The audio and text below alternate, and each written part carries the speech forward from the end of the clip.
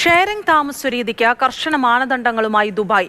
ഒരു അപ്പാർട്ട്മെന്റിൽ ഒന്നിലധികം കുടുംബങ്ങൾ താമസിക്കാനും മുറികളിൽ കൂടുതൽ പേർ കഴിയുന്നതിനും പ്രത്യേക ലൈസൻസ് എടുക്കണം.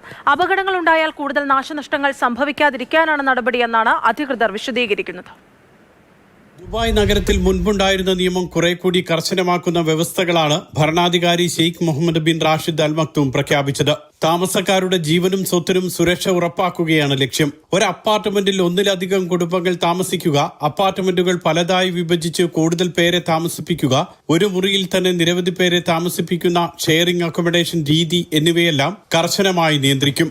ഷെയറിംഗ് രീതിയിൽ അപ്പാർട്ട്മെന്റ് നൽകാൻ ആഗ്രഹിക്കുന്ന വാടകക്കാരൻ മുനിസിപ്പാലിറ്റിയിൽ നിന്നും പ്രത്യേക അനുമതി വാങ്ങണം. താമസിപ്പിക്കാവുന്ന പരമാവധി ആളുകളുടെ എണ്ണം, ഉറപ്പാക്കേണ്ട അടിസ്ഥാന സൗകര്യങ്ങൾ, മറ്റ് മാനദണ്ഡങ്ങൾ എന്നിവയെല്ലാം മുനിസിപ്പാലിറ്റി അധികൃതർ പരിശോധിക്കും.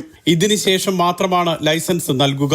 സാധാരണ രീതിയിൽ 1 വർഷത്തേക്കുള്ള അനുമതിയാകും മുനിസിപ്പാലിറ്റിയിൽ നിന്നും ലഭിക്കുക. 2 വർഷത്തേക്കുള്ള ലൈസൻസിന് പ്രത്യേക അപേക്ഷ സമർപ്പിക്കണം. കാലാവധി തീരുമ്പോൾ ലൈസൻസ് പുതുക്കണമെന്നും നിയമത്തിൽ വ്യവസ്ഥയുണ്ട്.